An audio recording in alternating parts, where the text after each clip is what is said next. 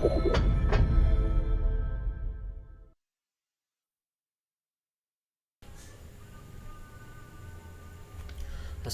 warahmatullahi wabarakatuh. Perkenalkan, nama saya Mandikani Lauzai dari kelas 10C dengan nomor absen 23 akan mempresentasikan salah satu kerajaan Hindu-Buddha di Indonesia, yaitu Kerajaan Kahuripan. Sebelum kita memasuki materi, pastinya kalian bertanya-tanya, apa sih Kerajaan Kahuripan itu? Jadi, Kerajaan Kahuripan adalah salah satu kerajaan Hindu yang berdiri di Jawa Timur dan didirikan oleh Raja Airlangga pada abad ke-11, tepatnya pada tahun 1019 Masehi. Kerajaan Kahuripan sendiri mencapai puncak kejayaan pada masa pemerintahan Raja Airlangga dengan stabilnya pemerintahan, kuatnya ekonomi, dan majunya kebudayaan. Namun, setelah Raja Airlangga mengundurkan diri pada tahun 1042, Kerajaan Kahuripan kemudian dibagi menjadi dua kerajaan, yaitu Kerajaan Jenggala dan Kerajaan Panjalu atau Kadiri. Nama Kahuripan sendiri berasal dari bahasa Jawa, yaitu kata urip, yang berarti hidup. Dalam arti yang lebih dalam, Kahuripan berarti tempat yang penuh kehidupan atau tanah yang subur. Memasuki materi yang pertama kali akan kita bahas, yaitu latar belakang Kerajaan Kahuripan. Airlangga sendiri merupakan putra dari Raja Udayana dari Kerajaan Bedahulu dan Ratu Mahendradatta dari Kerajaan Medang yang lahir pada tahun 990 Masehi. Mengutip dari repositori Kemendikbud, Mahendradatta, yakni ibu Raja Airlangga atau Gunapriya Dharmapatni adalah cicit dari Empu Sindok yang merupakan seorang Raja Mataram tersohor yang memiliki gelar Sri Isana Wikrama Dharmatunggadewa. Berdasarkan latar belakang ini, diketahui bahwa Raja Airlangga adalah salah satu keturunan Empu Sindok. Pada tahun 1016 Masehi, Airlangga dijodohkan dengan saudara sepupunya dari Kerajaan Mataram, yakni putri dari Dharmawangsa Teguh. Namun pada malam hari pernikahannya, Raja Wurawari dari Kerajaan Waram sekaligus sekutu Kerajaan Sriwijaya menyerang Matan, ibu kota Kerajaan Medang, yang sedang mengadakan pesta perkawinan. Pada insiden yang dikenal sebagai Pralaya ini, banyak tokoh yang terbunuh, termasuk Raja Dharmawangsa Teguh dan putrinya. Namun untungnya, Raja Airlangga masih bisa menyelamatkan diri ke hutan bersama seorang hambanya yang setia bernama Narutama. Di hutan, mereka berteman dengan para petapa di lereng gunung, dan Airlangga juga terus memperdalam ilmu agama dan kekuatan batinnya.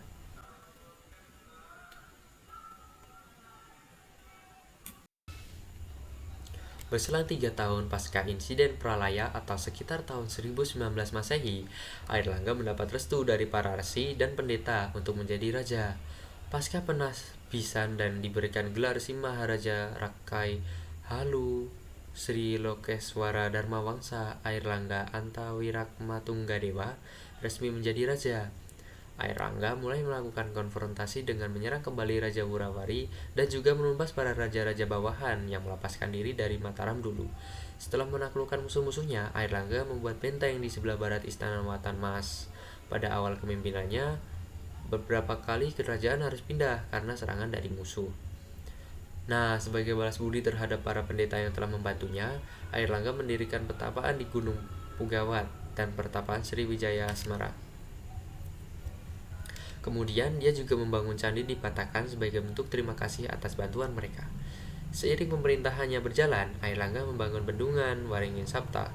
Bersama rakyatnya yang setia, dia bergotong royong agar desa-desa di tepi Sungai Brantas tidak lagi terkena banjir. Namun pada tahun 1042, Raja Airlangga mengundurkan diri karena dia merasa sudah terlalu tua dan ingin melanjutkan hidup sebagai pertapa. Sebenarnya Raja Airlangga ingin memberikan tahta kepada putri mahkota Sri Sanggrawijaya Dharmaprasada Tunggadewi. Namun putri mahkota justru menolak karena beliau ingin menjadi biksuni. Pasca turun dari Kahuripan, anak-anak Airlangga lainnya berebut kekuasaan. Hal ini juga diperparah dengan kemunculan adik iparnya dari Mataram yang juga menuntut hak.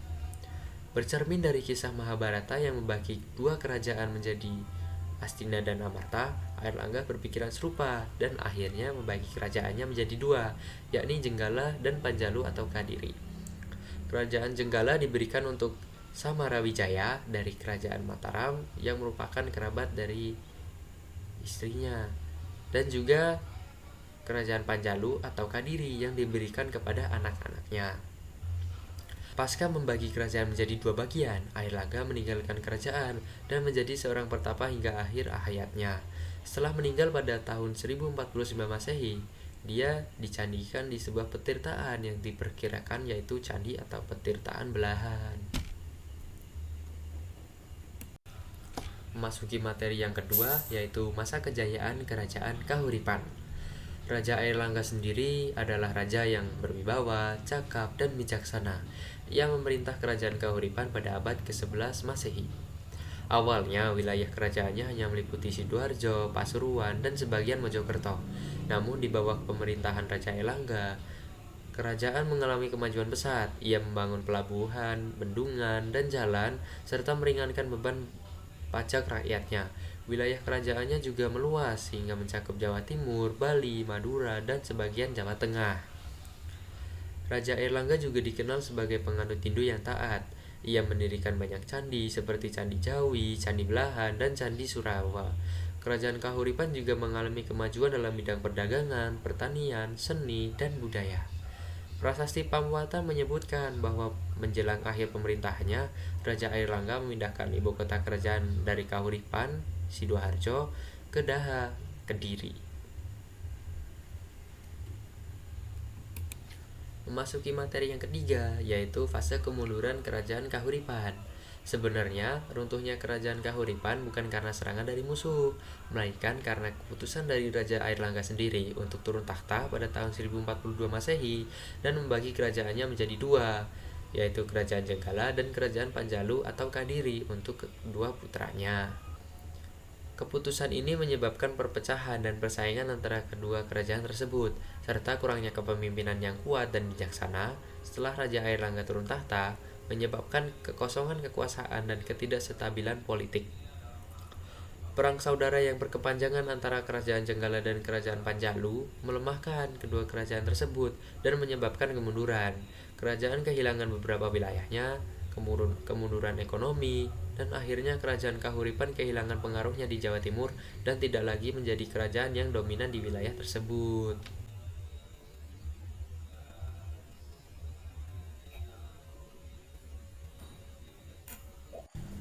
Memasuki materi yang keempat, yaitu peninggalan-peninggalan dari Kerajaan Kahuripan. Yang pertama ada Candi Gunung Gangsir. Candi Gunung Gangsir adalah sebuah candi Hindu yang terletak di desa Bejijong, Kecamatan Trawulan, Kabupaten Mojokerto, Jawa Timur. Candi ini dibangun pada abad 11 Masehi pada masa pemerintahan Raja Airlangga dan dipersembahkan untuk Dewa Siwa, yang berfungsi sebagai tempat peribadatan, upacara, dan monumen peringatan hari suci. Selanjutnya ada Candi Watu Tulis. Candi Watu Tulis adalah sebuah candi Hindu yang terletak di Desa Watu Tulis, Kecamatan Trawulan, Kabupaten Mojokerto, Jawa Timur. Candi ini memiliki nama Watu Tulis yang berarti batu tulis dalam bahasa Jawa karena terdapat prasasti yang ditulis di batu sekitar area candi. Namun sayangnya, kondisi candi sudah sangat memprihatinkan akibat ulah dari pihak yang fanatik. Keberadaan sisa-sisa candi dibongkar dan ditumpuk saja seperti yang ada di gambar. Hal ini akhirnya menghilangkan peninggalan sejarah yang sangat penting. Selanjutnya ada candi atau petirtaan belahan. Candi atau petirtaan belahan ini terletak di Desa Belahan, Kecamatan Trawulan, Kabupaten Mojokerto, Jawa Timur. Candi ini berfungsi sebagai tempat ritual bagi umat Hindu dan sebagai tempat untuk pemandian, serta bisa digunakan sebagai sumber air bagi masyarakat sekitar. Candi ini juga memiliki makna sebagai simbol pembersihan diri dan penyucian jiwa, serta candi ini juga diperkirakan sebagai tempat dicandikannya Raja Airlangga. Selanjutnya ada prasasti-prasasti dari Kerajaan Kahuripan. Sebenarnya ada banyak sekali prasasti, cuman yang saya cantumkan hanya 11. Yang pertama ada prasasti Kane yang dibuat sekitar tahun 1021 Masehi. Prasasti ini ditemukan di Desa Kane, Kabupaten Sidoarjo. Prasasti ini merupakan salah satu prasasti tertua yang ditemukan di Jawa, dan berisi informasi tentang kegiatan politik dan ekonomi Kerajaan Kahuripan pada masa pemerintahan Raja Airlangga. Yang kedua ada prasasti baru. yang diperkirakan dibuat pada tahun 1030 Masehi. Prasasti ini ditemukan di Desa Baru, Kabupaten Mojokerto, dan berisi informasi tentang pembangunan candi dan kegiatan keagamaan di Kerajaan Kahuripan. Yang ketiga ada Prasasti Terep yang dibuat sekitar tahun 1032 Masehi. Prasasti ini ditemukan di Desa Terep, Kabupaten Sidoarjo, dan berisi informasi tentang kegiatan ekonomi dan perdagangan di Kerajaan Kahuripan. Yang keempat ada Prasasti Kamalaknyan yang diperkirakan dibuat pada tahun 1037 Masehi. Prasasti ini ditemukan di Desa Tropodo, Krian, Sidoarjo. Prasasti ini juga berisi informasi tentang pembangunan candi dan kegiatan keagamaan. Yang kelima ada Prasasti Kusambian yang diperkirakan dibuat pada tahun 1037 Masehi juga. Prasasti ini ditemukan di Desa Kudu, Jombang, dan berisi informasi tentang kegiatan ekonomi dan perdagangan di Kerajaan Kahuripan. Yang keenam ada Prasasti Pucungan yang dibuat sekitar tahun 1041 Masehi.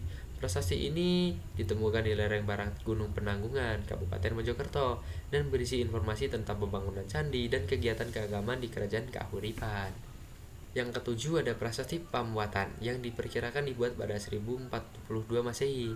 Prasasti ini ditemukan di Desa Sambeng, Lamongan, dan berisi informasi tentang kegiatan ekonomi dan perdagangan di Kerajaan Kahuripan. Yang kedelapan ada Prasasti Pandan yang diperkirakan dibuat pada tahun 1042 Masehi. Prasasti ini ditemukan di Desa Kemlagi, Mojokerto, dan berisi informasi tentang pembangunan candi dan kegiatan keagamaan di Kerajaan Kahuripan. Prasasti ini bentuknya sudah tidak utuh lagi karena sudah terkubur dan tercecer di sekitar-sekitar ataupun di dalam rumah-rumah warga. Yang kesembilan ada Prasasti Ganda Gukti yang diperkirakan dibuat pada tahun 1042 Masehi juga. Prasasti ini ditemukan di Kabupaten Sidoarjo dan berisi informasi tentang kegiatan ekonomi dan perdagangan di Kerajaan Kahuripan. Nah, yang ke-10 ada Prasasti Pasar Legi yang diperkirakan dibuat pada tahun 1043 Masehi. Prasasti ini ditemukan di Desa Ngimbang, Lamongan, dan berisi informasi tentang kegiatan ekonomi dan perdagangan di Kerajaan Kahuripan. Yang ke-11 ada Prasasti Turun Hyang yang diperkirakan dibuat pada tahun 1044 Masehi. Prasasti ini ditemukan di Desa Kemlagi, Mojokerto, dan berisi informasi tentang pembangunan candi dan kegiatan keagamaan di Kerajaan Kahuripan. Selanjutnya ada materi tambahan dari saya, yaitu perjalanan lini masa Raja Airlangga. Nah, Raja Airlangga lahir pada 990 Masehi di Pulau Bali. Dan pada tahun 1016 Masehi, beliau diserang oleh kota Iwatan oleh Raja Murawari yang merupakan sekutu dari kerajaan Sriwijaya. Pada tahun 1016 sampai 1019 Masehi, Raja Airlangga melakukan pelarian ke hutan pegunungan Wonogiri bersama Punarotama.